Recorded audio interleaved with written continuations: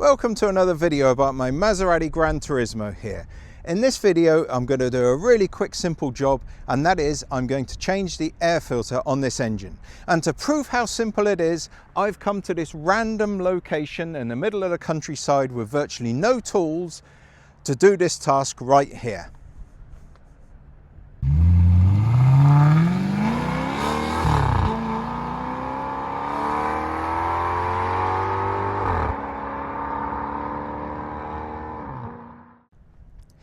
Right, so the first thing I'm going to have to do to get this job underway is I'm going to have to open the bonnet. Now, I'm sure most Maserati owners have already figured out how to open the bonnet because it is a glorious sight in there to behold, and it's such a nice thing to just have a look at that engine. But just in case you haven't, the bonnet catch is down there underneath the steering wheel. So yes, the bonnet catch is just down here, underneath here, right there, and you just click it like that. So then there's a little sort of thing here somewhere, right there, and you just pull that up and the bonnet comes up nicely like that. So once you've opened your bonnet, you're presented with this fantastic sight here, this glorious sight of this fantastic Ferrari built 4.2 litre V8 there. Now, they've put all these panels in place, and obviously your air filter is down in here. So you now have to remove all these screws round the edge. They're not terribly difficult to do. They're Torx settings. I can't honestly remember what size they are. I'll stick them up on screen. As you can see, I've already got mine all undone because I actually took all my screws out over a year ago now, and I have never bothered putting them back in again because it's held by these little sort of bonnet bits here quite nicely when you're driving along. It doesn't rattle. It's held here as well, and I just haven't bothered putting them back in again. I will do eventually, but I'll probably change them all for stainless steel and put copperies because one of these broke and I'm going to have to change the riv nut one of these days.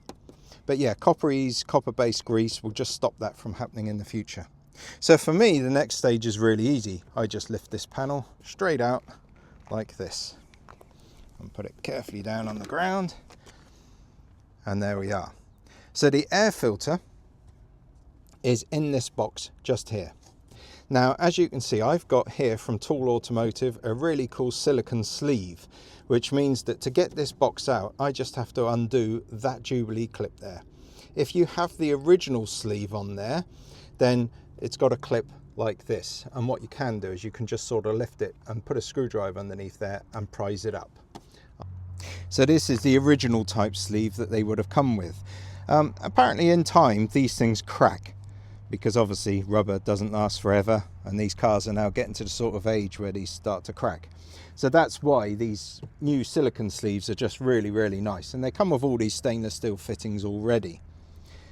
So yeah, these fittings here, these clamps here, they're actually the same as used on CV joints. So you can sort of get a screwdriver, just imagine that I'm using a screwdriver now, and you can sort of like go like that, and you see, then it clips open like that.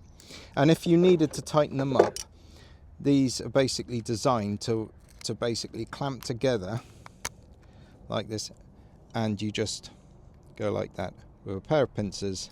You can get proper ones off of eBay for about £5, and you just compress that and it tightens up the clamp.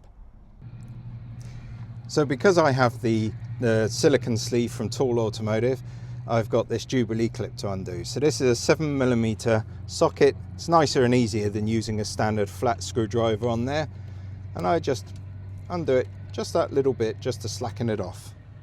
Now there's 3 clamps on this thing here on the box. So there's one here, there's one just back here underneath the intake just there, and then there's one here, and you just click it like that. Then what you need to do is you need to just carefully pull this back a little bit like this. And I'm not going to fully remove this too much. So then you just lift this up like this. There is a breather pipe on here which I've left. I should have undone this clip here, look, because it's getting a bit tight. This is the mass airflow meter, so I'll just take that clip off. So you just push on there rather than pull that back. And then you can lift this box out like so. As you can see, I haven't undone the the oil breather pipe there. but that's okay. I can just rest it like that. And now you're presented with the air filter. And as you can see, mine is quite manky. I have no idea when it was changed. These are disposable, they're paper pleats on there, so there's nothing you can do other than sort of just chuck it in the bin, which I will do soon. Chuck it down there for now. So it's a good idea just to clean this out a little bit, just make sure there's no particular dust in here. This is the side where all the air comes in. It goes through those pleats and then out, up through here, this box bit here, through the mass airflow meter, through the sleeve and into the throttle body here. So one thing you'll notice once you've got this air filter box out is that you actually have a reasonable amount of space down here. You have a pump down here, which is the secondary air injection pump. This often causes check engine lights because a number of reasons. I mean, the little valves here can block up, you can get a leak in the vacuum tubes here, but also there's a filter in the front of this, and I don't think anyone ever changes them. So this might be a good time, if you're feeling confident enough, just to undo the little clips that are on this filter here and just take off the cover, wash that filter out in soapy warm water, leave it to dry on the top of a radiator, and then a couple of hours later stick it back on again. Another thing you'll notice here is there's one bolt here. If you undo this bolt here and take away these two tubes, you get access to the entire front of the engine, including all the belts. It's just a really cool thing. I won't do it here now because I've already done it, but I'll show you the picture of what it looks like when that's all out. Just really makes work on this engine so much easier. So the filter I'm going to be installing is this one here from Toole Automotive. Now, full disclosure, they supplied this to me for free to do this review on. Normally this filter would be about £69, including UK delivery, free UK delivery, and if you're overseas that's another £15 on top of the £69 for international delivery. So it's a cotton plaited filter, a bit like the K&N air filters. It's got a lifetime warranty, and every 10,000 miles or so you can take it out, clean it in soapy water, let it dry naturally, nicely, overnight somewhere, and then spray in a little bit of filter oil just on the back pleats here. So that looks really, really nice. I'm happy with that. So all you do now is you just have to drop it down into the filter housing like this. Just pop it in there like that, and it just slides into place like so. So there's 3 lugs here on the outside of the air filter housing, and they have to slot into 3 lugs that are down the bottom here. Now, what you might find is you can't get these corner ones in for some reason. But what we got to remember is this is rubber mounted. So you can jiggle this around and basically jiggle so that that box and that box is, you know, like this. Jiggle them around until these ones slot into place, and then that worked quite well. A little bit fiddly, but if you're not doing it at the side of the road like I am, just take a couple of minutes and then check it with a picture in the camera just to make sure that your 3 lugs have slotted in place okay. Now, a little bit of a tip: if you are worried about whether you've got it in the clamps at the bottom, you can use a phone and go down something like this and possibly see. If you're struggling, I mean, obviously using a camera or something like that's easier. You can kind of see up between the down there, there's the bit there that you can put a camera underneath and see and just check if you're at all worried as well. So once you've acquainted yourself with those 3 lugs and the 3 holes they're going in, you can just bring the whole assembly down into place and then sort of line it up like that. And then I've taken out this tube here, it just sort of pulls off like that and pulls out. And then I can just jiggle the bottom one, and you just heard one click in. And on this side, just jiggle like that, and that should be in. And then I can just check with my hand along the bottom and just make sure that that is in place. Yep, I can feel that one in place. I can see that one's in place, so, and I can't twist it, so that should be good. So now all I have to do is get the sleeve, the silicone sleeve, back onto the intake here. So you just have to pull it around a little bit with your fingers just to get it down. Oh, you just hear it clicked in place nicely there. It's just got to come around there, just that little bit, like so. There you go. This clip here just seems to constantly want to get in between the housing and the case, so just watch out that it's out the way. And then all these clips do is they just go over like that, they engage like that, and clip in like that. And then there's this one here, just comes over like this, goes over the edge like that, and clips on like that. And that is the housing all nicely in place. Don't forget to link back your mass airflow meter, otherwise you will have a check engine light on the way home. And then this just slots back in there, which I will do in 1 second. And then obviously you just tighten up your Jubilee clip here and get all your manky handprints all off your nice new silicone gasket there. So it's a really good idea just to use your camera there to get that photo, and it just means that you can see that those lugs are nicely in and nicely tight. So I can just finish this off with my 7mm socket and just do this up nicely here, this clamp. Not too tight, but it's you can actually fit a ratchet on the back of here, but you have to be very careful because it's easy to break Jubilee clips. I'll just straighten that because I'm getting a little bit fussy about things. Just make sure it's on there nice and straight like that.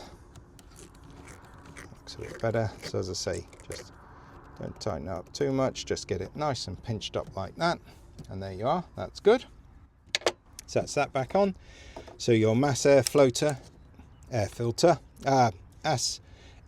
meter, just make sure that's clicked on nice, because that will cause a check engine light, because then the ECU won't know how much air is coming through here, so therefore won't know how much fuel to add. And then this one here, trying to put it on the wrong way. There is a way it prefers to go on. I think it's this way. There you go. So this can be a little bit of a pain to put back on. They're a bit manky, these things, really. But they are what they are. But yeah, you just got to carefully put your hand in a little bit, actually, and just try and make sure that that's gone in nicely. And then bring this one down here like this, and just clip it over like that. They don't fit wondrously well, in all honesty, but then again they don't need to, because they're taking the air from here into the airbox under pressure. A way to get these to fit as well is, once you've got them over the ends, they are expandable to a slight degree, so you can sort of just massage them into place like this. Just twist them slightly and just pull them round, and they do sort of lengthen a little bit like that, expand a little bit that way, and you can get them in place. And that one now is fully back in place. So that is this job done. I've checked the tightness of this thing here, the sleeve, the silicone sleeve. I've put my airflow meter back in. I didn't disturb my oil breather pipe there. All 3 clips are nicely done up and tight. I've checked that this air filter box is in at the bottom by using my camera to picture those bottom tabs. So I'm happy. So now all I need to do is take all my junk from underneath the bonnet, make sure I haven't forgotten anything. Stop this stupid piece of plastic. Bloody hell.